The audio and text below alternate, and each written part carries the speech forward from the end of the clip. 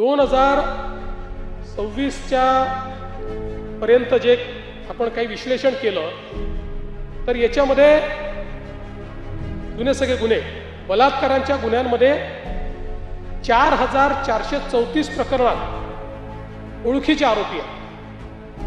फिर्यादीला मालमत्ता परत करण्याचं प्रमाणही या कायद्यांमुळे वाढलंय. कारण पूर्वी फिर्यादीला खूप कोर्टात जावं लागायचं, काय काय करावं लागायचं. या कायद्याने तेही सोपं केलेलं आहे.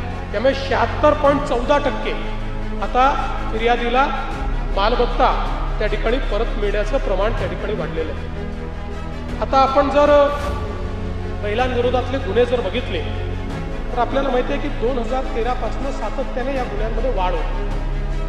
आणि वाढ होण्याचं कारण असं आहे की गुन्ह्यांचं रजिस्ट्रेशन फ्री झालेलं आहे. आणि 2013च्या अमेंडमेंटमुळे एक स्टेप वरचा गुन्हा झाला आहे. म्हणजे पूर्वी ज्याला छेडखानी म्हणायचं होतं आता रेप मानला जातो. अशा पद्धतीने एक एक स्टेप वर झालेला आहे. आणि म्हणून या गुन्ह्यांमध्ये मी नेहमी असं सांगतो की एक समाधान याच्यात आहे. पूर्वीही कदाचित गुन्हे घडत होते, परंतु घरच्यांच्या किंवा जे काही समाज आहे त्याच्या दबावाखाली या ठिकाणी त्या संदर्भातलं रजिस्ट्रेशन केलं जात नव्हतं. आता रजिस्ट्रेशन मोठ्या प्रमाणात वाढलेलं आहे. आणि याचं कारण माहिती आहे.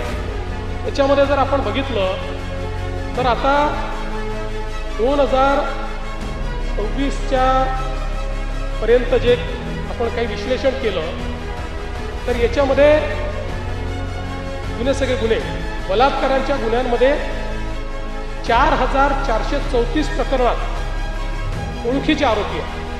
आणि फक्त 5 प्रकरणांमध्ये अनोळखी आरोपी. या ओळखीच्या आरोपींमध्येही नातेवाईकांचं प्रमाण हे सर्वाधिक. म्हणून पूर्वीच्या काळामध्ये समाजाचं प्रेशर असायचं, घरच्यांचं प्रेशर असायचं की गुन्हा दाखल करू नका. आज ते गुन्हे दाखल करतायत आणि हे चांगलं आहे. 99.89% या गुन्ह्यामधले गुन्हेगार ओळखीचे आहेत. आणि म्हणून मला असं वाटतं की याला दोन्ही पद्धतीनं पाहता येईल. गुन्हे वाढतायत असंही पाहता येईल.